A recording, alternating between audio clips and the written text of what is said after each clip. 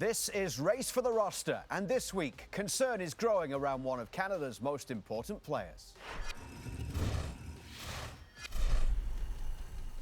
Welcome to Race for the Roster, where each week Stephen Caldwell has the task of predicting Canada's squad for the World Cup and also the starting 11 for the opening game of the tournament at BMO Field in Toronto. And Stevie was pretty busy last week as we take a look at the current projection, the 26 for 26 that Stephen has representing Canada next summer.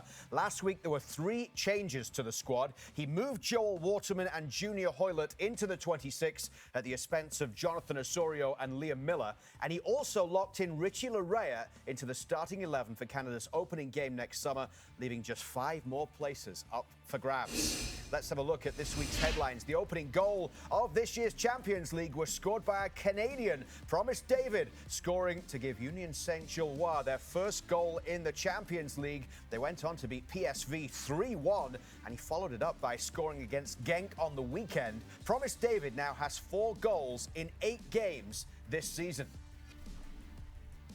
Jacob Shaffelburg came off the bench at half-time to score his 3rd goal of the season for Nashville against Orlando City. Shaffelburg now has 3 goals and 2 assists in 20 matches for Nashville this season. Minnesota United were eliminated from the US Open Cup after Dane St. Clair conceded a 120th minute winner to Austin FC. St. Clair would follow that up by giving up 3 goals in 9 shots to Chicago Fire on the weekend. Meanwhile, Max Crépeau was out again this week with concussion. And much to Stevie's delight, it was Canada's defenders doing a lot of the scoring this week. Richie Laryea for Toronto FC against Columbus. Joel Waterman beating Dane St. Clair for his first goal with Chicago. And with David Beckham in the stands, Jamie Knight-Labelle scoring from a corner for Swindon Town against Salford. And that takes us to the form tracker, which is an average score of each player's last 5 games. Good news for Moise Bombito making the bench for Nice. He's not played at all this season, recovering from a stress fracture in his tibia. And appearing on Park the Bus last week, Alistair Johnston told us he's ahead of schedule in his recovery from a serious hamstring injury. He wouldn't put a timeline on his recovery, but there is now optimism that he could return in time for Canada's November friendlies against Ecuador and Venezuela. And believe me, we did try to get Alistair Johnston to put a timeline on that recovery. Numerous times, but he would not, on the advice of a phone call he'd had from Celtic's medical staff. Jonathan David, of course, made that big move to Juventus. He's scored a couple of goals already, got off to a great start with that goal he scored in the final friendly that he played before the start of the season. But he's fighting for that spot in the starting lineup at Juve with Vlahovic as well, and Vlahovic has also been in decent form. Are you concerned that Jonathan David might not be getting the minutes that he would have hoped for?